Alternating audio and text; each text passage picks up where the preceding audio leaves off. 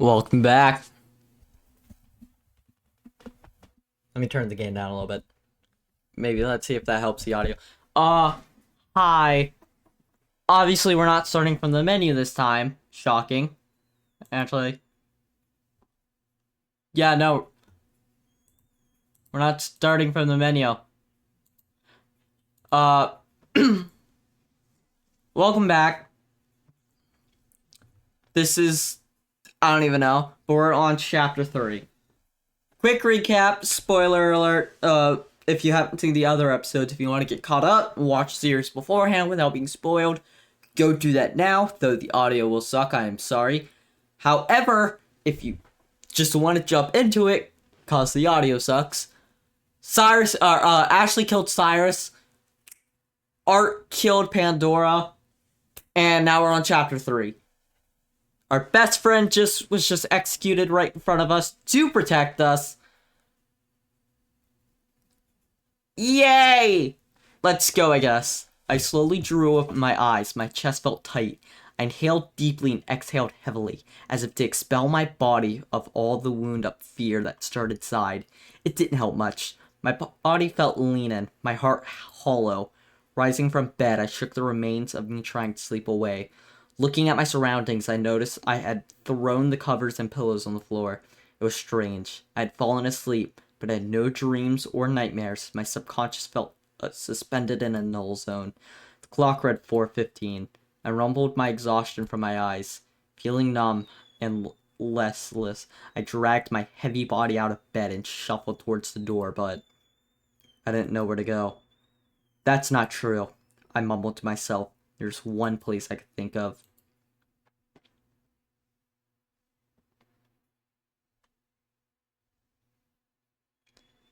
Slipped out of my personal room and I saw Lyle down the opposite hall. He just scowled and stomped off. Probably trying to solve a puzzle. It's Lyle, what can we expect? I went out of on my way.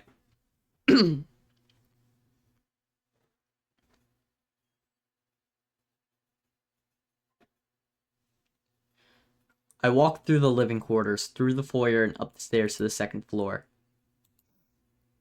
I saw Say standing in front of the spa lounge door, weakly gated. Say, are you okay? Oh. Caught off guard, Say wept her eyes. As I approached Say from the staircase, something gleamed in her hands. It looked like a closed pocket watch. She stared a burning hole in the door. Rolling the small object between her fingers after a moment, she managed to crack out a stiff response.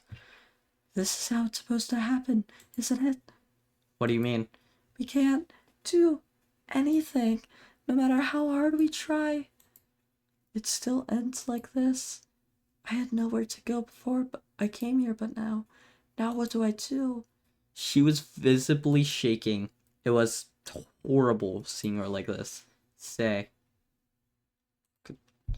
Couldn't say for certain I knew exactly what she was going through, but I just knew one thing. I understand how you feel. Scared and alone. But if it's any consolation, at least we have each other. I let those words slip out, but the truth, I wasn't confident of my own settlement in my own heart yet.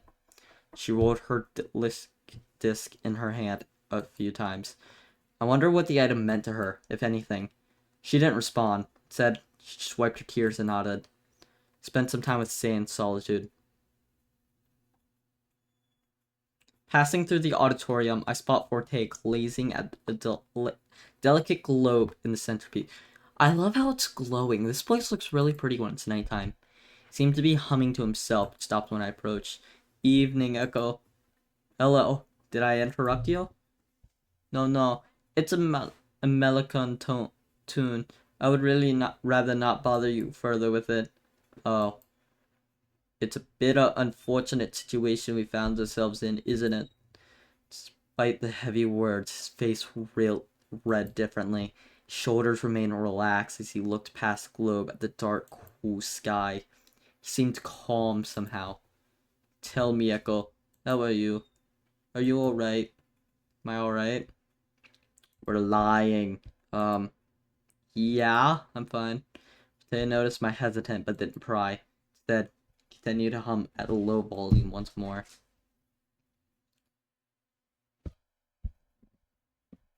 so, like, heavy in the atmosphere.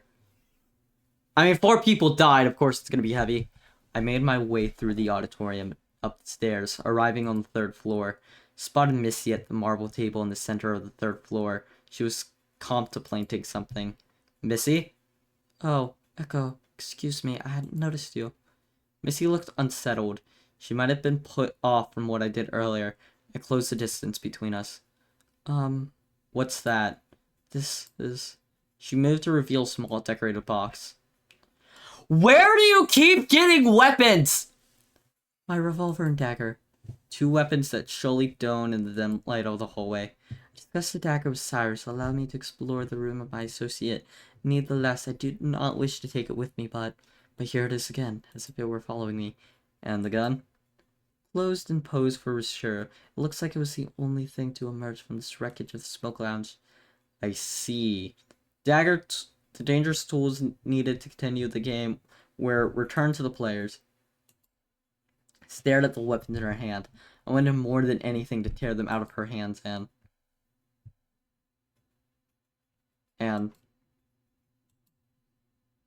I didn't even know what I would do if I had. I suppose it's inescapable. Missy snapped me out of my thoughts. Where there is love, grief will be followed close behind. Missy seemed to harbor a great concern for whoever this dagger belonged to. Can I ask, who was this person? Missy hesitated. A former love. I don't think I need to tell you how important, no, precious she was. So much that I foolishly endangered everyone. Traces and signs of our friends. They've been planted to protect us. This dagger, as analyzed to see Sylvia's helmet. There are items close, and regardless, to see them away from their prospective owner is distressing. I withheld this information because I thought if everyone realized the truth of these items right away, we'd all become distraught and lose our bearings in the midst of saving ourselves, but I just don't know what to do anymore. I thought I knew what I was doing, but nothing makes sense. The more we spend here, the less I know. Morbid curiosity, the desire to develop further into a dark well of pinch of hope. It has driven me to satisfy end, and now I'm making you suffer my consequences. Missy. Another heavy sigh escaped her lips. I never felt so aimless. Echo, I don't expect forgiveness from you or what I did. Simply put, I introduced a weapon in the fray, which eventually caused Ashley's downfall.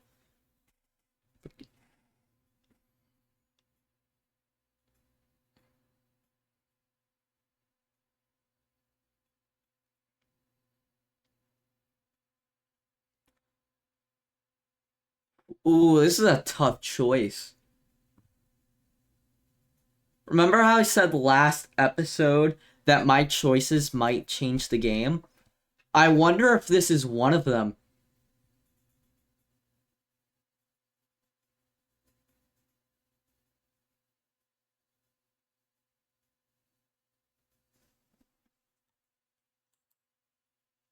I understood what she did.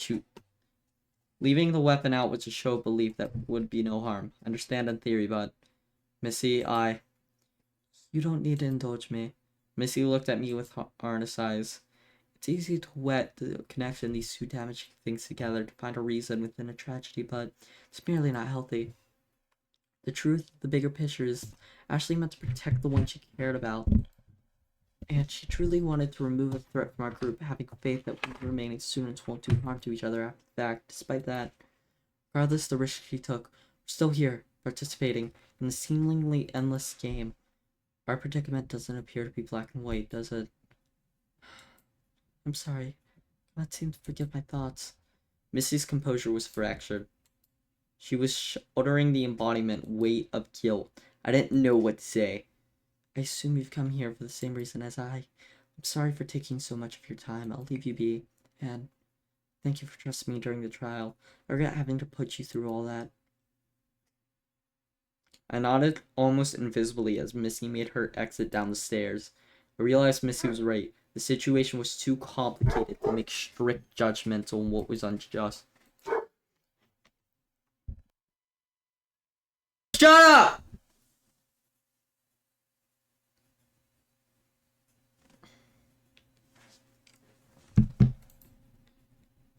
Why should I participate in it being so costly to them?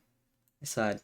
Arriving where my subconscious has urged me, I stood still, started in the casino, feeling phantom traces of what happened just hours ago is scraping my bones.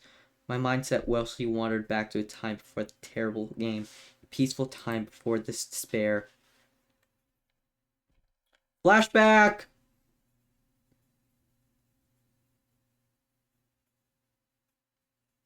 It's just the other night. Ashley and I were talking about nothing in particular, but we knew our time would come to an end. The autumn season was coming close, just a few more months before new phases of life risen from the horizon. We were relishing the bright, warm sun of the present before into a pearlless night. Sitting in comfortable faces, silence, we enjoyed each other's company.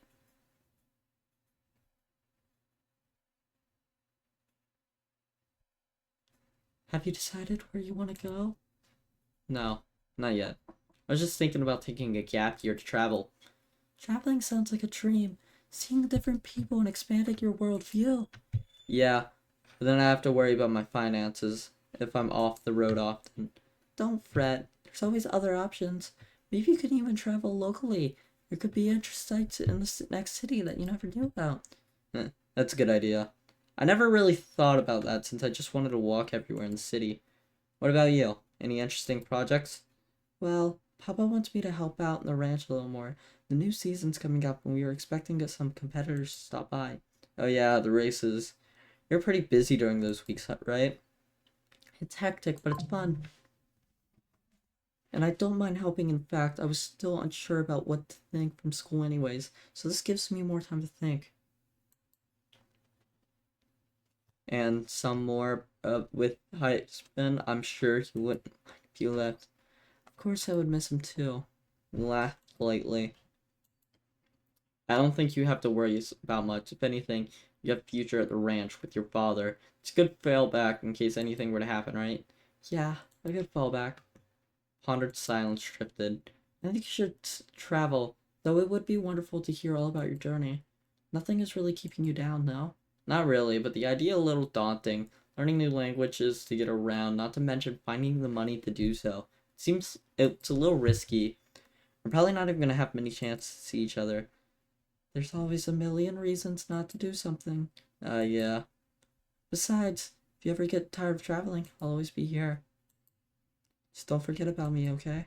She flashed that warm smile, comforting smile from her. Don't forget. Felt my heart swallow.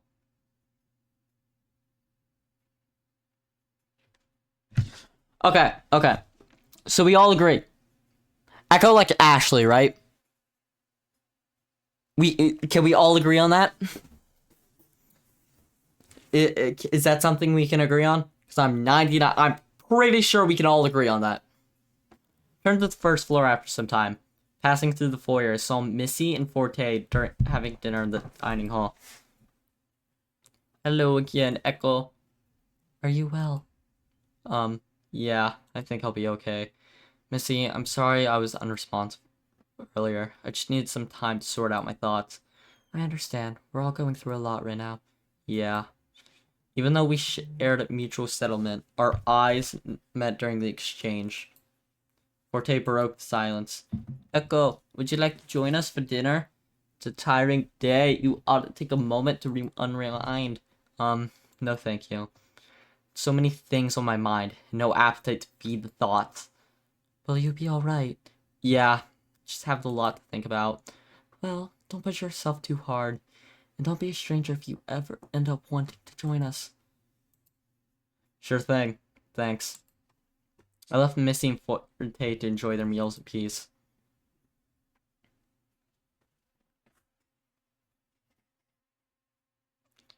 I wandered at the middle of the main foyer and paused. Something was bothering me. One concern I had involved someone I hadn't seen all evening.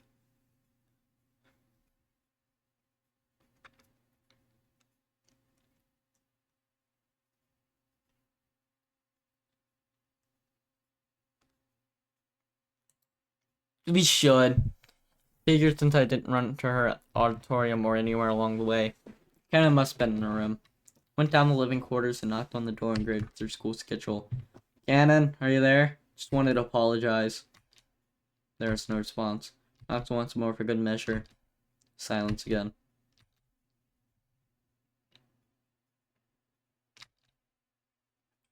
It is now 9 p.m. Nighttime will begin at 10 p.m. Facilities will be closed until 7 a.m. the next morning. Even the darkest nights will end and the sun will rise. She was in her room. She didn't want to be disturbed. That much I could do. Slowly shuffled off.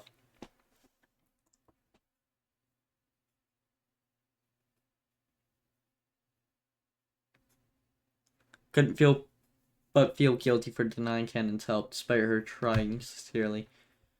I wonder if I could get the photo pieces back from Missy. Nighttime had come to an end, and I knew I would have to ask Missy about the torn photo tomorrow. Turned to my personal room and sat at the bedside. Felt sick and shattered. Just passed the first hall's so-called game and lost 4 of 10 students in our group. With the way days are on the horizon, I fear that what we'd become most of our spread community. Settled into bed and closed my heavy eyes. My thoughts were in ancient question after haunting question. The word sight and memories blurred together with no answer in the horizon. I let go. Images unwoke and spilled into the night. Sleep would eclipse my mind as another night paused.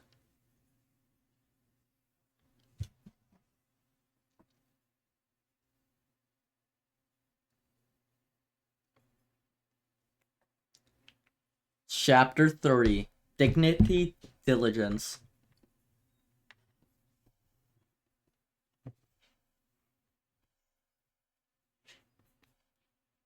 Three days left.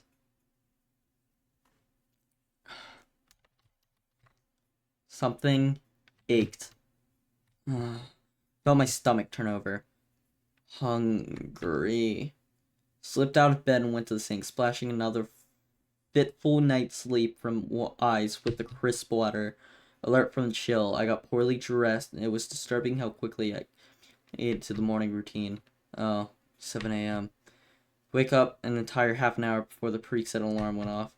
Grumbling from the heart awakening, I sulked out of my personal room to go grab a bite from the dining hall.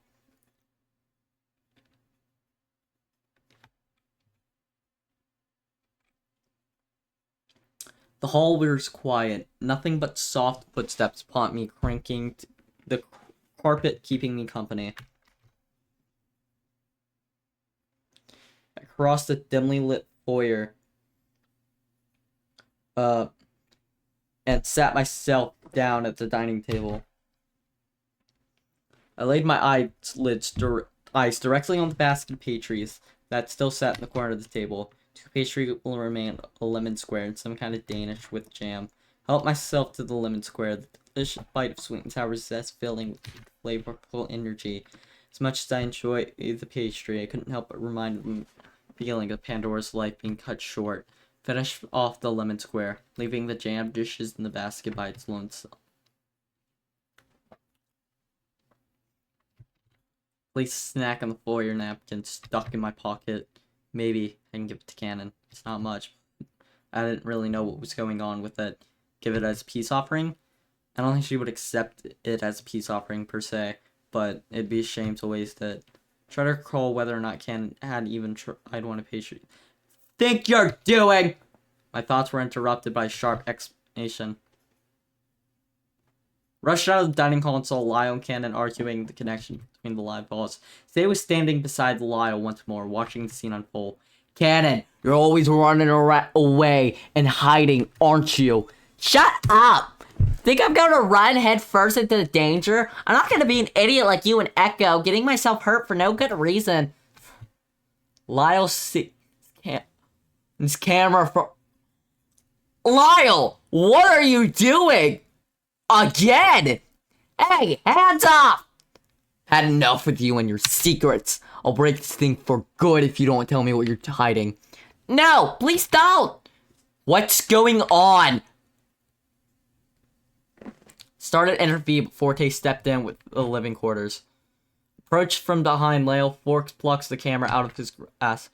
You're awfully lively at such an hour. Forte returned the camera to Cannon as Missy approached from the opposite side of the living quarters. Lyle and Cannon stepped back a few paces from each other, the space occupied by the glares. Cannon wraps the strap around her wrist and grips the camera tightly. Good morning, morning, everyone. Yes, good morning to you all as well.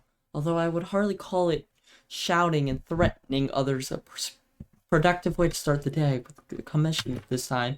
Yeah, morning, I'm not entirely sure. I woke up early, so I went to the dining hall to help myself for breakfast when I heard Lyle and Cannon arguing about something. Why were you up so early anyways, Lyle? I hadn't been able to sleep well, if you really must know. I'll try it off, but his gaze was tense. Sorry, I didn't mean to. Lyle scoffs. Anyways, I was awake because I was restless, but Cannon was sneaking around here in my room looking for dirt, no doubt. That's a damn lie! Is that so? Explain this. Lyle produces a photograph of what looks like to be a checker pattern. What is that? Indeed, what are you showing us? It's checkerboard. It's a chessboard. I have a chessboard in my personal room. That's the only way Cannon would have taken a picture of it if she was to enter my room. You're the worst! You were blatantly walking around with the thing tucked under your arm in the early hours of the morning. I didn't sneak anywhere, much less your personal room. I just happened to be in the corner when I saw a strange thing. So you admit you were hiding? Just a minute. What is this about a chessboard? None of your business. I brought it only to discuss it with Say, no one else. Missy sighed. Don't be absurd. The existence of such thing has been brought to everyone's attention thanks to your commotion. There's no use keeping it a secret now, Lyle. Fine. Lyle leaves the group to retrieve the item in question from his personal room. The rest of us gather in the dining hall in anticipation.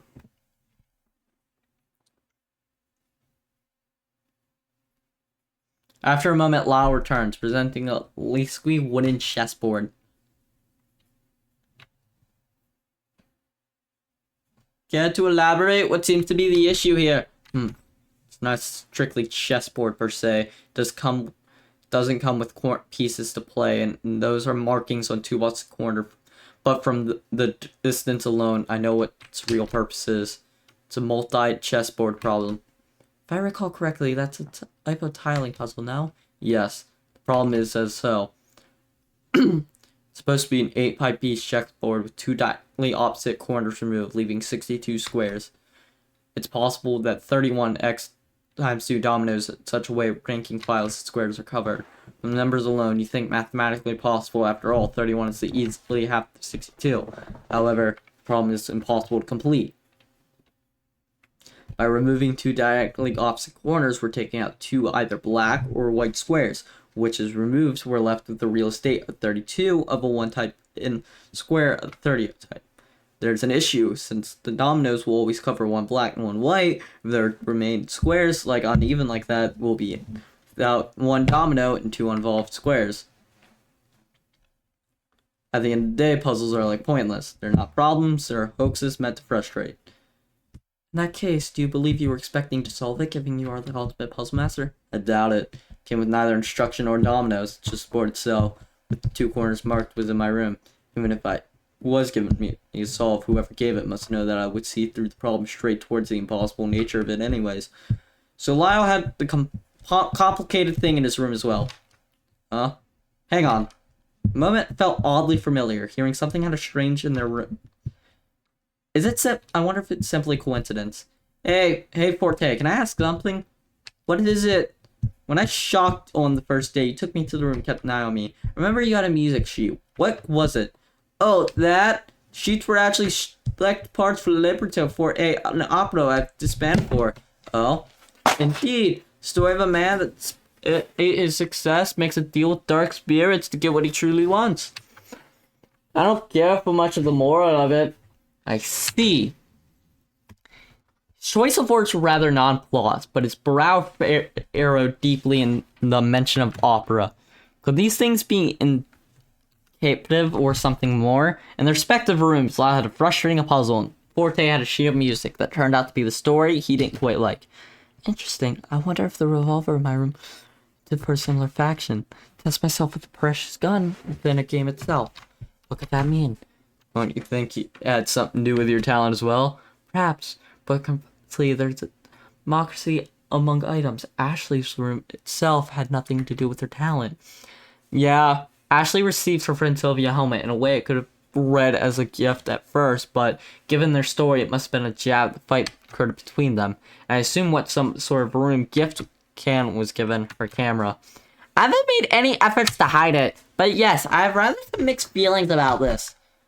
Not elaborating further, Kenan squalls as she stares at her device. Hey, did you also happen to wake in your room with a strange item? Yes, I did.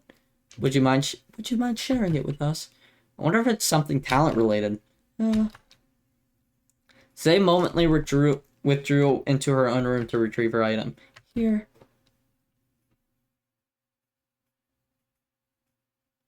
Why do you have a skull?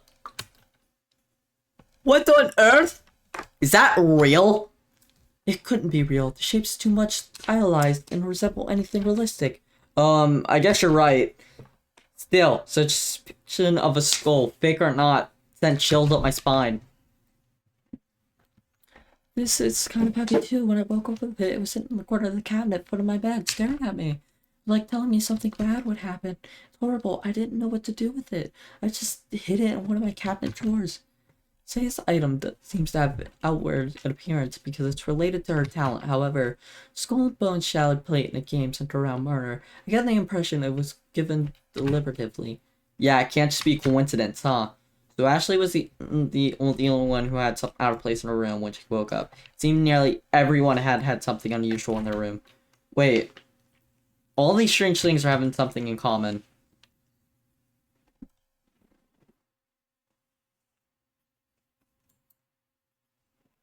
I think these room gifts, it's like these were all meant to unsettle you in some sort of way.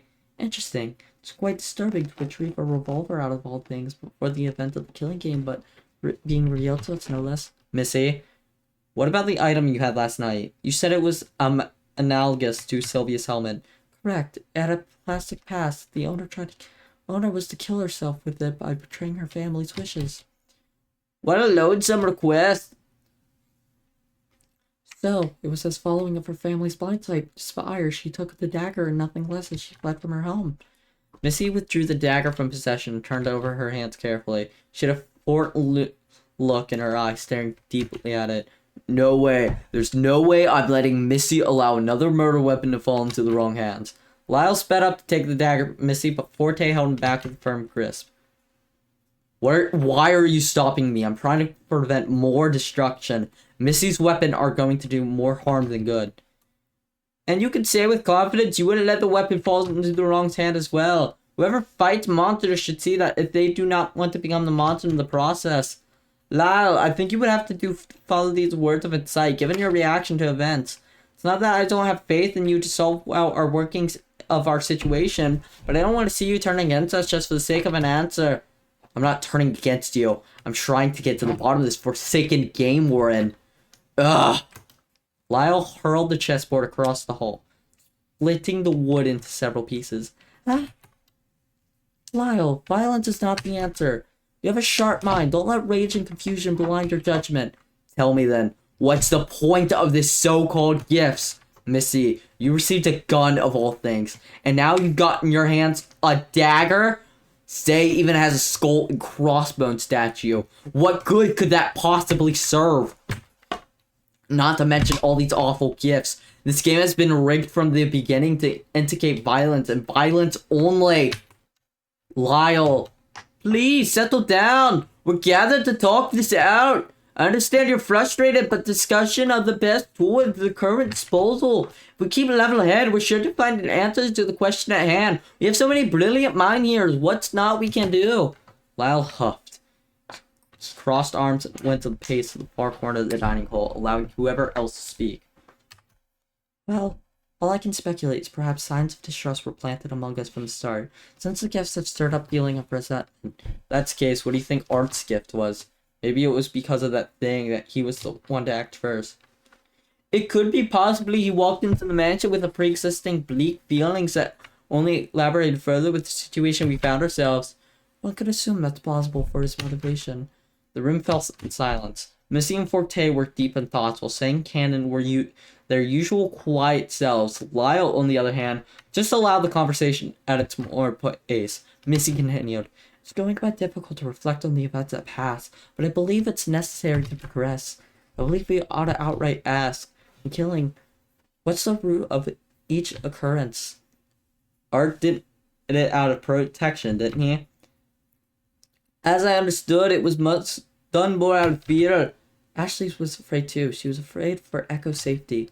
Both of them had thought about getting rid of the potential mastermind behind our situation would stop the game completely. However, it's a possibility of the mastermind existing within our ranks. No one dared to comment on such a thing. Regardless, I do not like this. Blending the unity of our group with hypotheticals won't get us very far. Yeah, besides, it would be so cruel to insert themselves into a killing game. They could put themselves in harm's way. The idea is disturbingly masochist. I suppose the amount of faith is required among us so we don't shatter what already delicate trust has been built. We got this far, haven't we? The most plausible mastermind would have been Cyrus, but he was ultimately just a pawn in the overall scheme. So much for his immunity. Another pause. Missy looked over at Lyle, who continued to sulk. Lyle, do you have a moment to collect yourself? He lets out an elegant sigh. Sure. Then pace your wit, citizens. Will be paramount solving our predicament. I haven't doubted your skill for a second. However, I would ask you to cooperate. Missy extends a hand in compromise. Lyle hates it, but eventually shakes in agreement. Make no mistake, I'm still suspicious of everyone here, Missy especially. Don't think I'll forget you for the hoops we had to go to get through Cyrus. I don't expect you to accept any excuses as long as you understood we had the same to escape our predicament. Whatever, just get on with figuring out this damned killing game. If you think about it, its working goal is where ultimate comprise such an admirable act to earn something called the ultimate prize. The prize is meant to received at the end of the 7-day captivity. In that case, couldn't we all just wait till the 7th day? Was pursuing the so-called prize even on anyone's mind the whole time? Considering this, we could possibly be so desperate yet completely unsatisfied that we are to fight each other to death. We ought to solely focus on pursuing escape.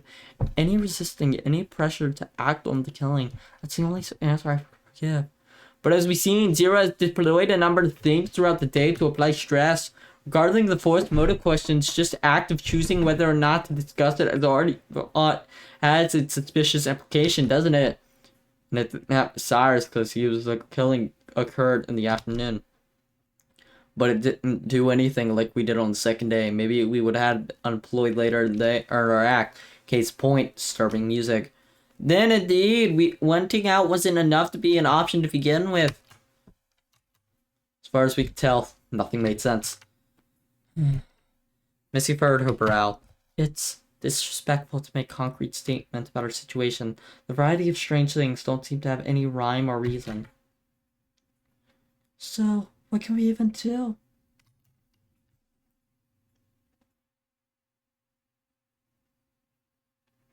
And that's the body discovery announcement, people.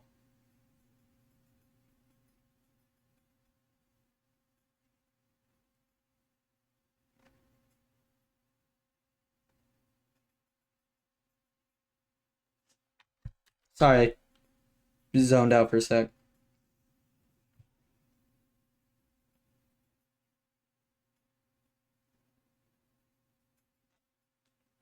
Before anyone could respond, a ring filled the halls. So, day 5. Another wonderful day within our walls. Today's fourth motive question. Do you believe in strength in numbers? That's a real head scratcher, huh?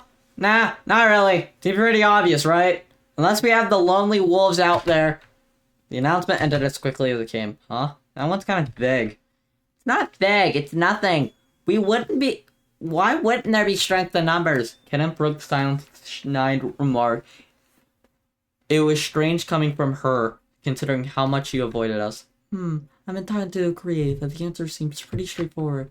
I concur, especially so since we are finding out ourselves in this very scenario, where it is beneficial that we present to the killing game. Okay, so we all agree that completely pointless. Back to what we were talking about. What do we do as the ultimate prize preservation project as a whole? And that is where I'm going to leave off for today's episode. I know I'm kind of cutting in the middle of the conversation, but I think it's great to leave off on the forced motive question because we can kind of come back at any point. Next episode, I'll probably finish this conversation, do free time events, maybe find a body, depending on how fast it goes. If not, then we'll find the body or both bodies next episode, do the investigation following trial. However, I have no idea how long this trial is going to be. Third trial's usually kind of weird. The only more different trial is trial 6. But hey, that's going to be it for me. Thank you all for watching, everybody. This has been Red Tail Racer, obviously. I thank you all for joining in today. Peace.